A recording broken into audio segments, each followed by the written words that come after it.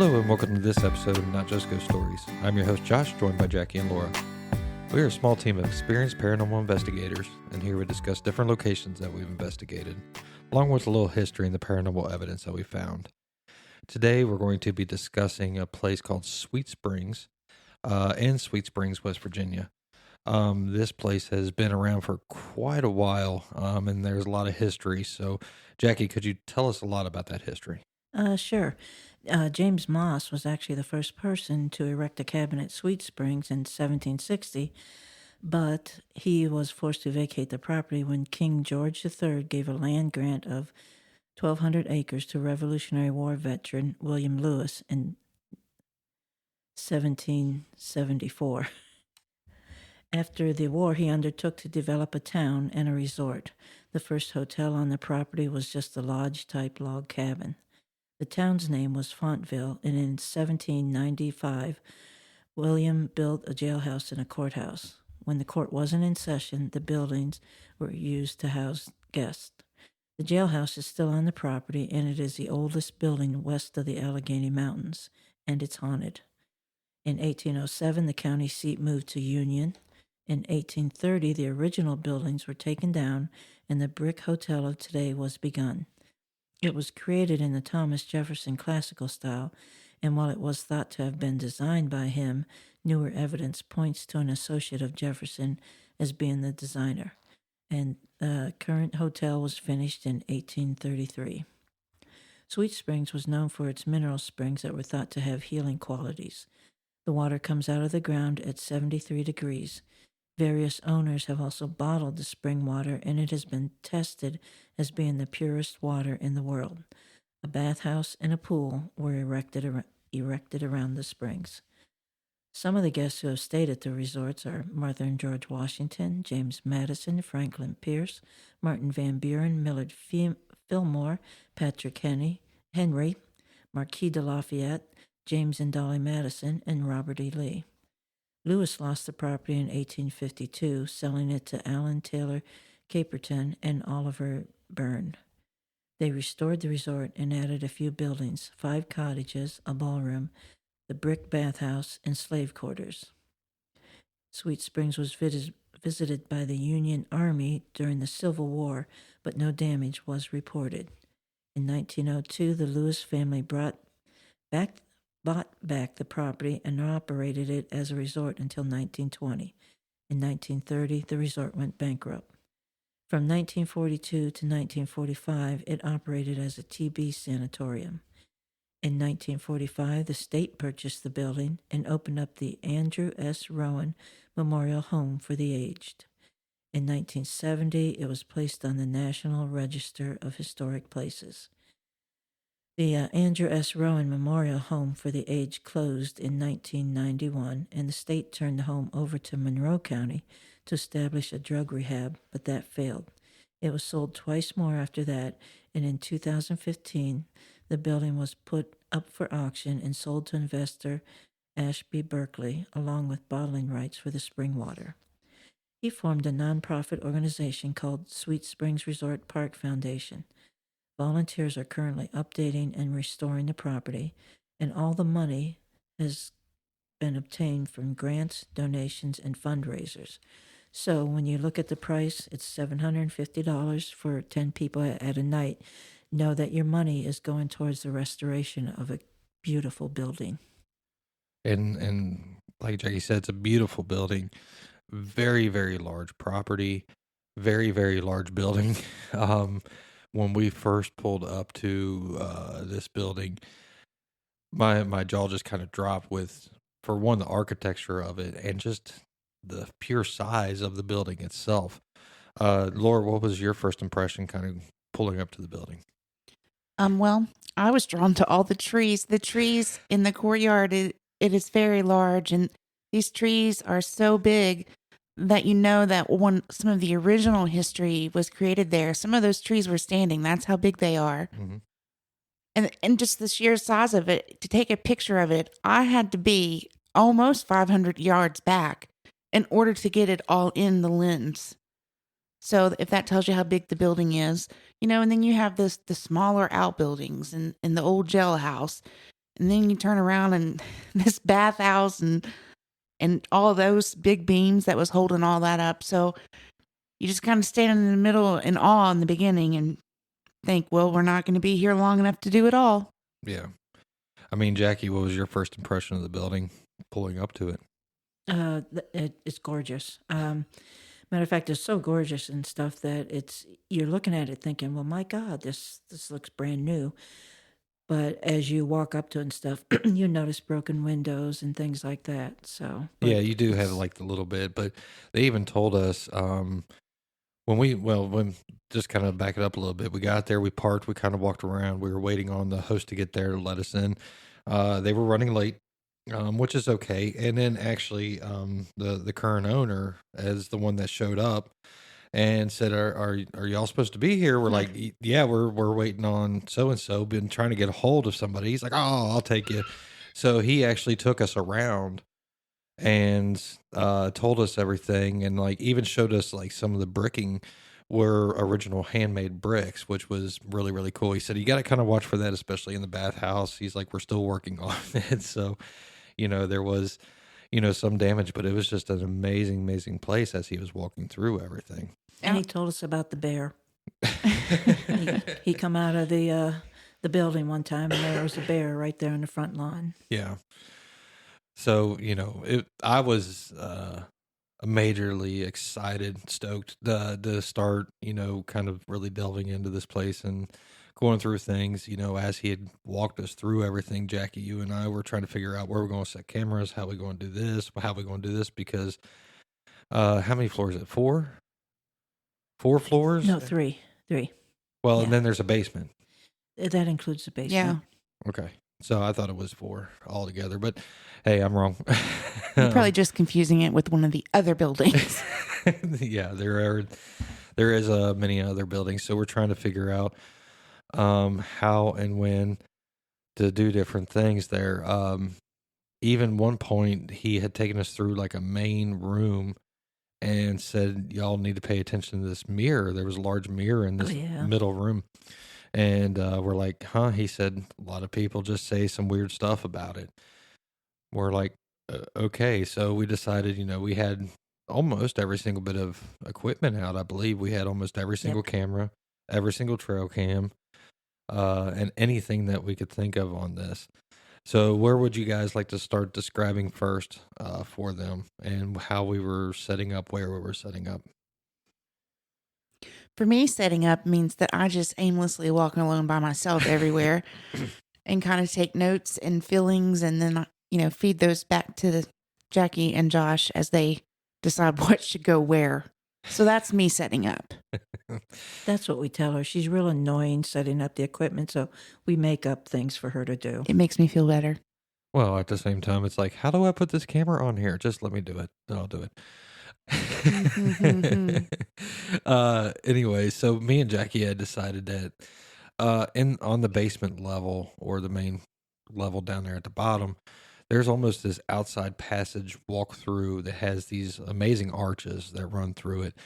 But for some reason I was pulled. I'm like, we need to set up a camera down here, facing one side or the other. And then Jackie, we ended up coming in contact with a couple different things just setting up the camera. We were actually, before I went, my crystal ball had showed me there's a nun, and this nun was like yelling at me. I'm like, I'm not even ever been to this property, and this nun is standing on these stairs yelling at me.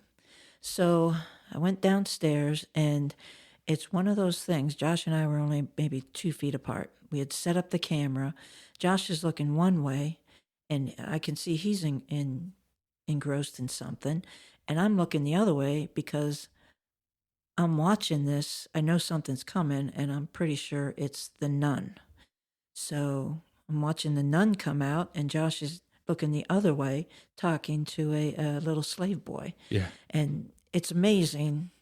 To me, it's amazing when we do that at properties that are haunted. There's 2 feet between Josh and I, and yet we are in 2 different eras, talking to 2 different spirits. One is cute and little, and one is a pissed off nun. So Yeah. Well, and you're like, "Are you seeing this nun?" And I'm like, "Are you seeing this little boy?" He kept kind of peeking around a corner at me.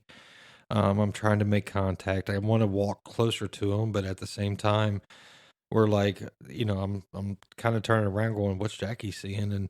But I don't want to lose contact with him. So we were both kind of taking our separate ways, but at the same time wanting to kind of stay together because we're like, it's just there's too much happening right here in just this one small spot. The Now, big question is do they see each other? yeah, and that's something to None of them gave any indication, unless that's what the little boy was peeking for. If he saw the nun did not give an indication that she saw him, that's true. but she was focused on us. We also had one other thing going there. We're setting up a camera, so the camera's running. The minute we get that camera set up, even before it's pointed where we want it, we're hitting record. I brought that camera home and I'm going through the footage and I write down, at such and such, I see a man. He's leaning up against the arch, the brick wall of the arch. He's got kind of like 1 foot on the brick. And I describe him as a cowboy because he looked like he had a cowboy hat on. And I go through the entire video. There's another place down there where that man is. He's now a little bit further away. And every time I do evidence, then I go back and I check it. When I checked it, I couldn't find that man anywhere. And I kept going back and I checked it and I checked it. I gave the video to Josh. I said, I'm not going to tell you what I'm seeing, but look at it. Mm-hmm. He saw a whole bunch of stuff I didn't see, but he didn't see the man. Laura watched it. She didn't see the man.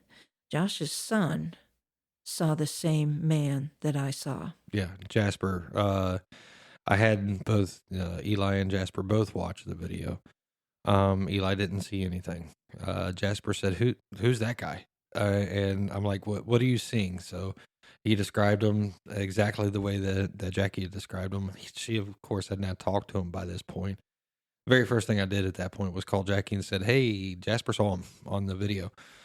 And then I think later on I ended up playing it back for him, and it did about the same thing that you did. He couldn't see it at that point. You couldn't see him, but you could feel he was there. Because I remember thinking, "Wow, this is like a man standing there." And when I went back, I'm like, "How could I make that up? How could I miss that?" But you can feel there's somebody there just off the video. Yeah. Now, and that's just that's a little small delve into kind of different things that we've seen. Even during the daytime, Laura, you were taking a whole bunch of pictures. Yeah. I mean, of the building, of trees, of the bathhouse, everything, with your regular camera. And even in that, as I was going through and just looking at those pictures, I was just kind of admiring them. All of a sudden, I saw something in one of those little archways. Yeah. I had to scan in on it. And do you remember what we saw when I said, "What is this?" There was a figure that we can make out, but you couldn't really make out, in the archway, kind of standing next to the archway as it comes down. For me, I probably would have, the way I look at it, I'm saying it's the nun is looking out toward Laura, like you shouldn't be taking these pictures. Is the only thing you can see, like facial features, like from the side, like a silhouette. Yeah, I mean it's kind of crazy, that we got that on just a regular camera. So this is just like small snippets of just the beginning of the night. Yeah, this basement is is very active. We actually haven't, and all that for you and I, we hadn't even been in the building. No, That was outside the building underneath. Yeah. And later that night too, from out toward the bathhouse, I also saw a figure walk through those arches like he was on the porch. I don't know if it was the cowboy. I mean, this was later at night and only an outline, so I don't know if it was the same as we had encountered earlier that day or not. Yeah. Well, I mean, me and Jackie were down there for so long that Laura, you and Tech Jeff ended up coming down and looking for us, thinking something had happened to us, but we were making contact and we just didn't want to stop at that point. So And that's just the start of our night. So from that point, I think we ended up deciding let's go on inside the house and go up to the top floor Start at the top and work our and way work down. our way I think down. Laura wanted to go. You suggested the top, The right? top. Yep. Yeah. Yeah. So we ended up, of course, going up to the top. Now, as you're looking down these hallways, they're very long hallways, rooms all over the place, and they have kind of offsets at certain areas. Now, certain areas of the building you can't get into. They told us not to go in there. It has a bad floor. Don't go back in that area. We're still working on it, type of thing. But you could, as you're walking down, you're more toward the front of the building, and then they have longer hallways that go off towards your left hand side. Mm-hmm. So we decided to start up on the third floor, and Laura, you kept getting drawn to a certain room, is why I remember why we kept going up there. I don't remember the room number. Oh yeah, something. I think he told us. I want to say 113, but that might be Yeah, wrong. it was something like that. And it wasn't necessarily just me. I had taken my crystal ball on this trip. And when I was walking around, when you were setting things up, I always carry that with me. And it was by that direction is the reason that I wanted to go up there. Yeah. So we decided to start we found the room. Right next to it, there was actually a little like nurse's station kind of right next to it too. And Yeah. I'm like, I'm going to set up my recorder on this little wall and just let it run. I let it run the whole entire night till the battery died. And I think I went back and got it and replaced the battery. But there was a lot of activity up on this floor, just from different things. Do you guys remember a whole lot of the activity? There was one thing inside of a room you guys were talking to for a bit. Yeah, Laura and I, we took off on our own. Yeah. And we did talk to quite a few people in rooms. Old men, I think. Yeah, I mean, it's Old men love it's us. crammed in there. Yeah. But I don't remember like any specific conversations, but almost every room there has got its own little Yeah. happenings. More like they were still there asking us for lunch, who we are. Yeah. whatever. What is that? Yeah. Yeah. And we did get some, I had some EVPs come through on recorders, either Laura's recorder or my recorder. However, they're so faint, it's very, very hard to pull out. Now, one piece of evidence that we did get up there on that floor, Laura had her full spectrum camera taking pictures.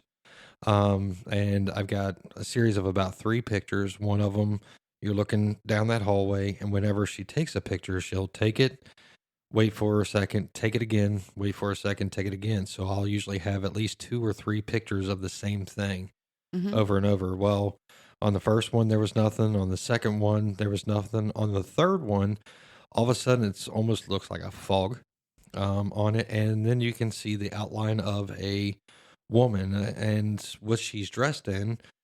I would say almost like a nurse's uniform. Old school one, like long skirt, old school one. Nurse or like maid, because it was a hotel. I guess it really could have been either. It could have been. If I had to guess, because I didn't see like a little hat or anything on her, I would have to go more nurse with the way that it was made, more so than a maid. When I think of a maid back in 1700s or anything else like that, I'm almost thinking of the black and white uniform that you would normally see. This was a skirt that's below the knees, more cut and with the cut of it, but it is very defined. For me, I'm gonna have to go more on the nurse side. Because also we'd have to stop and think. I know nobody likes mentioning this part of our history, but back in the 1700s, we would have been talking about not maids, but slaves. Yeah. Well, sure, and really important people went there for the springs. Somebody was being the butler for those people. Yeah. So, I mean, for me, I'm going to have to go more on the nurse's side. I'm probably thinking more in the tuberculosis when they had it over those couple of years. Yeah. Or even maybe for the old age or something like that. But I'm going to have to definitely go nurse. And then, like I said, there was nothing after that. But the picture is just amazing. You can see facial features. You can see clothing features. It's probably my best paranormal picture to date. It really is. Yeah. Yes, it is. And I'm still angry about that because she has my old camera and I never took that good of a picture with that camera. I was determined. It's like, oh, everybody else, when they go on hunts, they get pictures. And then I'm like, well, maybe the way they do it is they just take thousands and it's bound to eventually happen if it's there. Yeah. So that was my goal. Yeah. And I mean, she's gotten some pretty cool pictures. We have some of different places we've already talked about, Ross Opera House and things like that. However, this is probably one of the coolest for me to actually see. When I pulled it up, I literally had like these little goosebumps like pop up. I'm like, oh, look at this. And then, from there just kind of, blossom. I'm like, now I'm seeing everything on this. So it was a pretty cool, but overall the third floor, or the top floor of Sweet Springs was an amazing place. Wouldn't you guys agree? Yes, I know we cut it short because we were all up on the top floor, and I had my crystal ball with me, and it was downstairs sitting there, and it has protection, and I gave it more protection.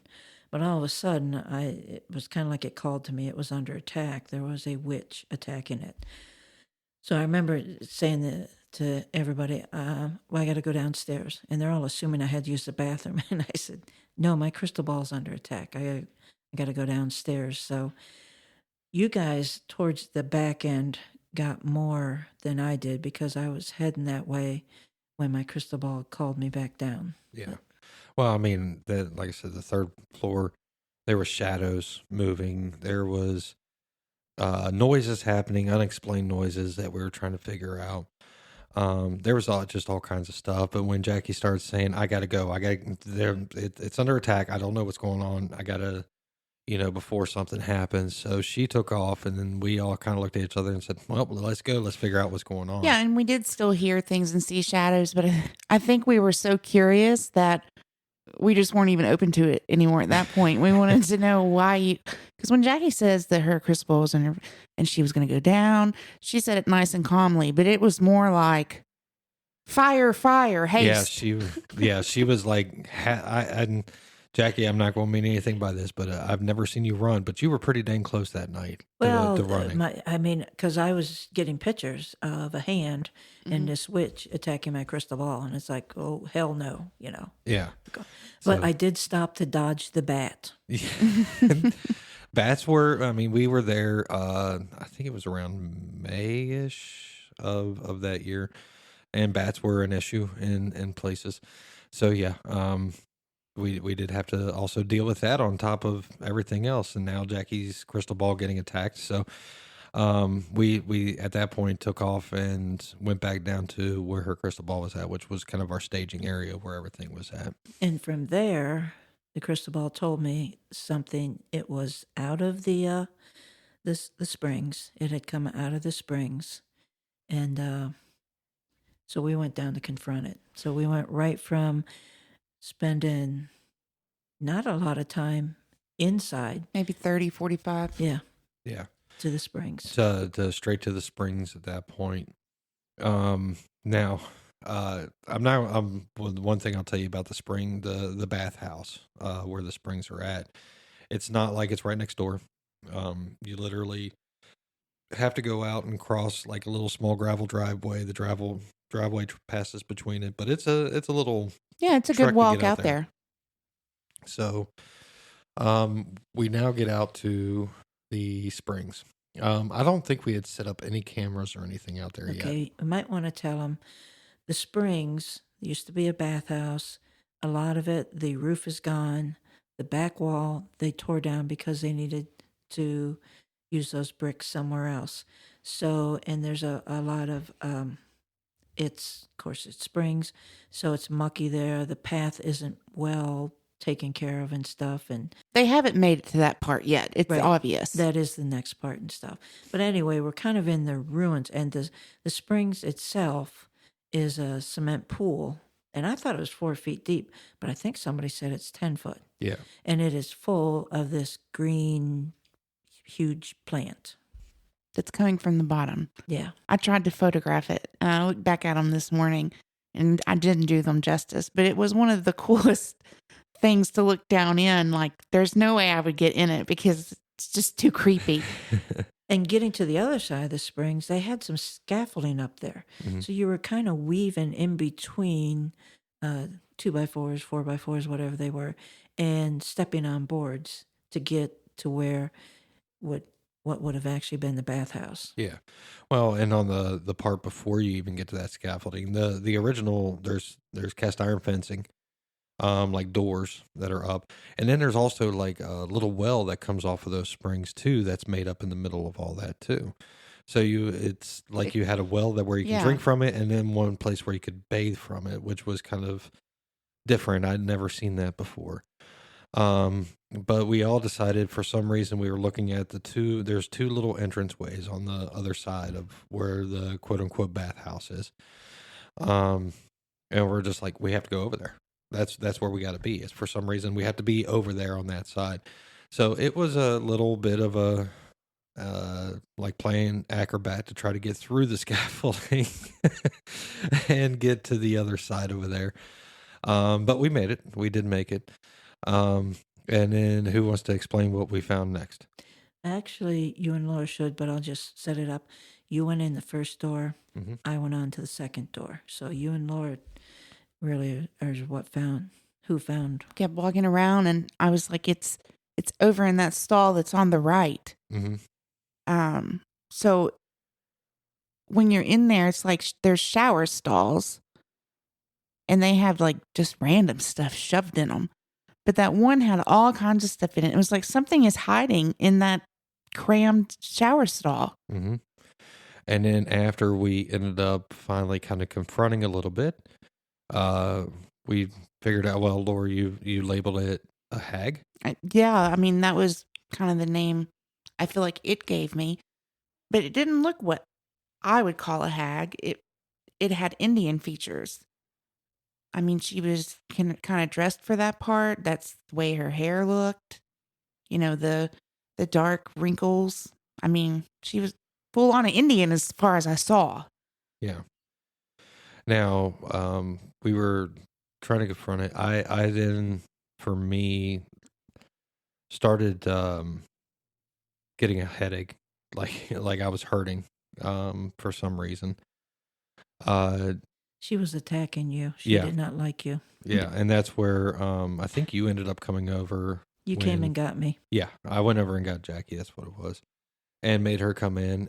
And the hag offered you what, Jackie? Only 10 ponies. For 12 ponies, she offered me 10 ponies if I would kill Josh. I thought about it, but I thought I needed 12 ponies, and she never went up that high. Yeah. So she was offered 10 ponies to kill me and hand me over to her. And Laura, going back and listening to some of the EVPs and stuff, you just looked straight at her and said, "Why do you want to kill my husband?" Because like in my mind, she just kept saying child, like Yeah. she was reprimanding me, and I should be understanding what Psycho's doing. Yeah. Like she was doing it like for me, or we should be on the same side. A lot of anger coming off her. Yeah. And what we've started to realize, and we're going to get into this in other future podcasts, is we've had a problem at Big Bone. We've had a problem at that Blue House in Warsaw. And I have obviously a problem somewhere down there in Sweet Springs. And it was time to start getting to the root of this problem. So for some reason, it just confirmed more that for some reason, Indians, which Shawnee and Navajo were prominent. Not Navajo, Shawnee and not Navajo. Cherokee. Yeah, Cherokee Indians were prominent in that area too. And for some reason, they have a problem with me. And I didn't know why. For a long time, I actually thought it was because Laura has Indian heritage in her. Maybe it's because I was married to her. This is what I was thinking. I'm like, okay, maybe something's going on here. Yeah, my heritage is pretty strong, and maybe that's why she kept calling me child. She was not. I got the impression that she was there because the women went there to have babies, and she was like a midwife. And then she's also there to protect the land. And she seemed like a decent person. I mean, yeah, she wants Josh dead, but she wasn't the first or the last one we found that wanted Josh dead. So we were getting kind of used to it and stuff. So yeah, and she did when we talked to her. You and I, she didn't want nothing to do with Josh. Would talk to her calmly. She listened to us. Yeah. I actually had to walk out and go back to the other side of the bathhouse because I was being attacked to the point to where it was hurting. Like I couldn't take it anymore. I had to actually walk away. So you guys stayed in there for quite a while and talked to her. And I took pictures, because I knew she was there. I mean, I'd seen her, in my mind. All those hundreds of pictures, I didn't get anything in there that shouldn't be there. Now, the weird thing we did get on those pictures is that when a full spectrum camera takes a picture, it literally shows like a different type of lighting inside of the room. However, in some of those pictures, the lighting was almost purple. Like the whole entire picture was purple and really black in certain areas. So I'm almost wondering if it was her trying to affect those pictures. Like maybe you had got her, but she... Yeah, and generally it has like a crimson red tint to it. Right. Yeah. The whole picture does. But for those, not only were they a little bit of a different color, but it was almost like they had haze. So think about if you used a magic marker like really heavily on a paper and then dropped a water drop on it. Mm-hmm. And that hazy that you get, that was what the pictures were coming out as. Yeah. And so even down there, we were getting some weird stuff. But what we did know at that point is, hey, we got to get some kind of cameras or something down here. So you ended up telling me, Jackie, go up and get, I think we ended up using a trail cam down in the bathhouse too. I ended up strapping up. So, while you guys were still dealing with, what Laura affectionately referred to as the hag. We ended up, but I don't know if we ever got anything off of that, did we, as far as pictures wise? Nope, nothing off that. And before we even got to Sweet Springs, my crystal ball had shown me a hag coming out of the green warty nose type hag coming out of the springs. But right when you get there, I got the impression, like you did, of an Indian, older woman who wanted to kill Josh. I mean, it could have been a headdress or anything we had, that you could have been seeing at that time. Yeah. Yeah. And again, like I said, for some reason, they wanted me dead. She wanted me dead in particular in order to give you, ponies. I guess she probably noticed that Jackie was probably, not related to me in any way. And she's like, well, maybe I got a chance with her. I don't. Wow. And I'm easily bought when you're talking ponies. So, exactly. So, I'm lucky she didn't offer her 12, or I might not be able to do this podcast at this time. See, I needed 12 because I think I could get Laura to go with it if I give her a couple ponies. So we're going to have to cut our information about Sweet Springs down a little bit here for the next podcast. We're running out of time. But so far, we've only gotten through maybe half of our night. So definitely, look forward to the next podcast. So with that being said, this has been Not Just Ghost Stories. We have been your hosts, Josh, Laura, and Jackie. And until next time, you can find information and contact us on our website at notjustghoststories.com and see evidence that we've discussed on Facebook at Not Just Ghost Stories. Thanks.